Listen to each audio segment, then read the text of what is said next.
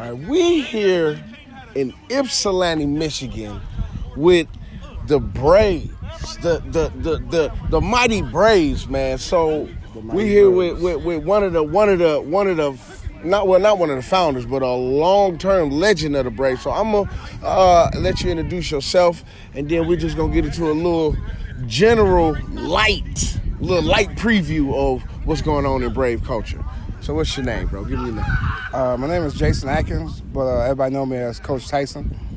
I've been with the Braves for, I want to say, 34 years, playing and coaching. Whoa. Playing and coaching. Okay, so 34 years, so that's about what you said, 71, right? They started in 71. So the Braves started in 71. We're currently going to our 53rd year of operation. And we've been going strong. Right. So I know we was talking about when you played football for the Braves, because they've been around for a long time. They got some legacy. They had some very triumphant years. Can you kind of just elaborate on that pinnacle where they hit a winning streak? As far as I can remember, now don't get me wrong. Back in the day, Ypsi High, Ypsi Braves, they always been known for football. But right around the 80s, the mid 80s, that's when the Junior Braves kind of took off and became like I want to say the legends of youth football in this area for sure. Okay. We pretty much we had 3 levels, starting like 8, 9, 8, 9, 10, 10, 11, 12, 12, 13, 14. The main 3. Okay, so y'all had the main 3 levels, so them was y'all glory years. So in those years, I want to say maybe a 10 or 15 year span, we may have racked up between 10 and 15 losses between all of the levels. We pretty much made out of all the teams combined. So when we used to play, we were known because we were feared because we hit really hard. We were known to hitting kids really hard, and I'm not saying that to like brag. I'm just saying we were raised to hit hard. So at our games, they would park an ambulance right outside the gate. Wow. From the freshman game all the way to the varsity game.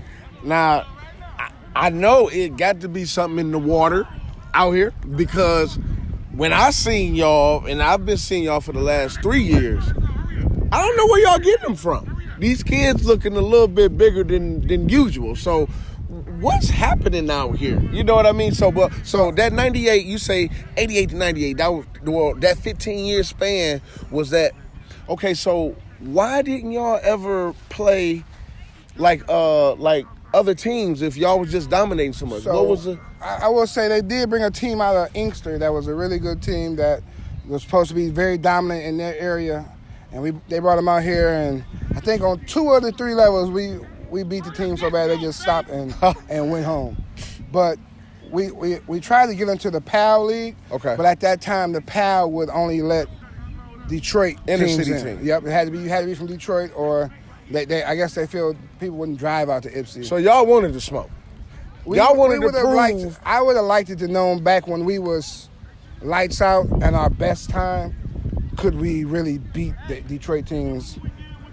Y'all was that good though. We were that good. Okay, so let's speed on up to when Coach Atkins became president, right?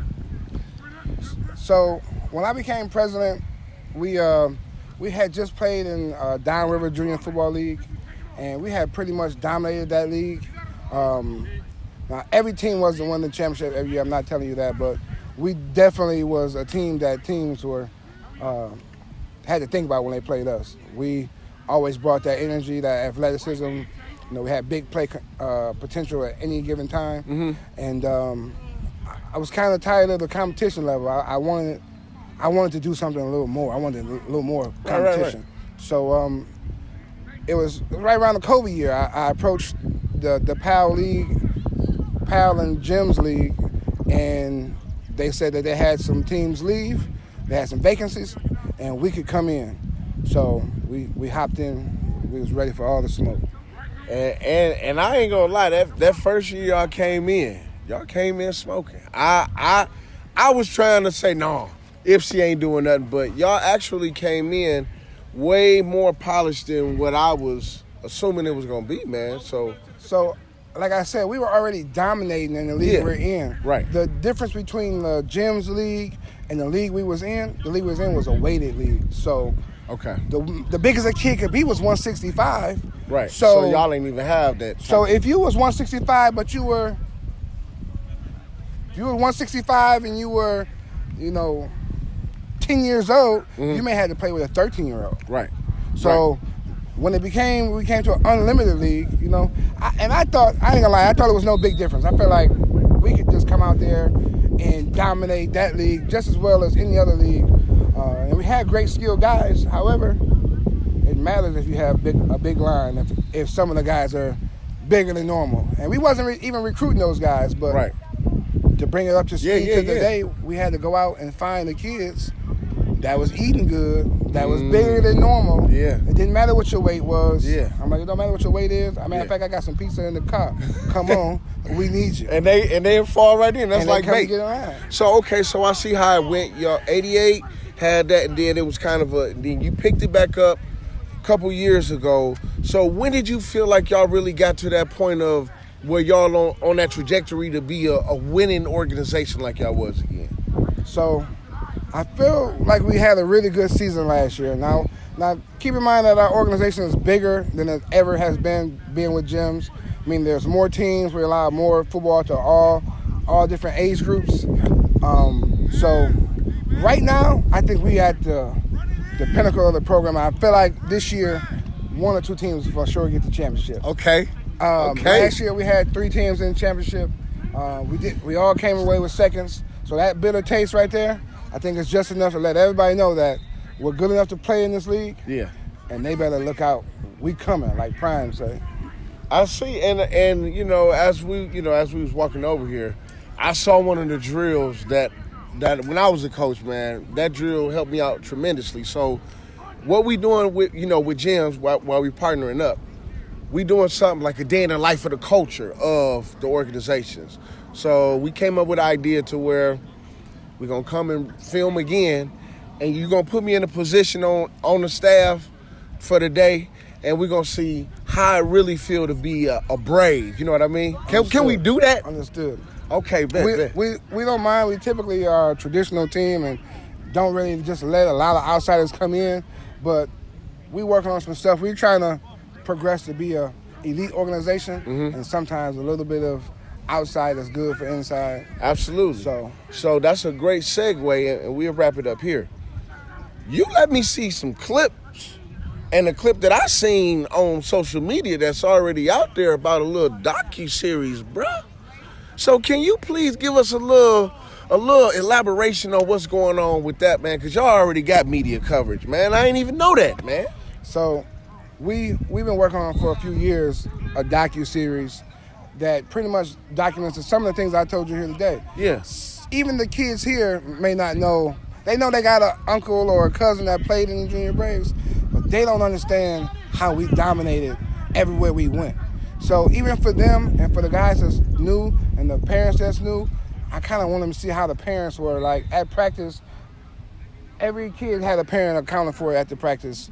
It was a family event. Every parent knew your name. You couldn't get out of line with nobody. Everybody had your back. Like I want everybody to understand and get that from the docuseries. Also that we're a hard-nosed football team and we don't play. And we want all the smoke. We don't care who it is, what color you wear. I done seen it. I seen it with my own eyes.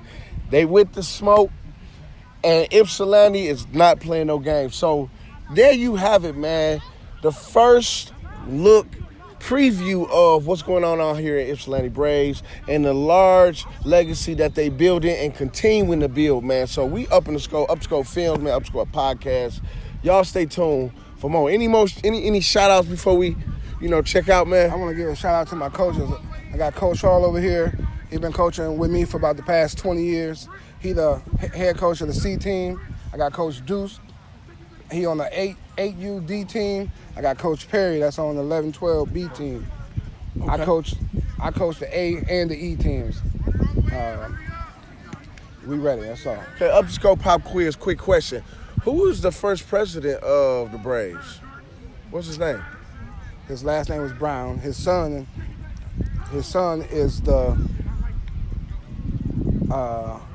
athletic director and head coach of the Ipsy High football team today. Okay, cool, man. All right, cool, man. Well, thank you so much, man. Appreciate you, man. Coach, acting president of the Braves, Ypsilanti Braves, man. More to come, man. Up to scope.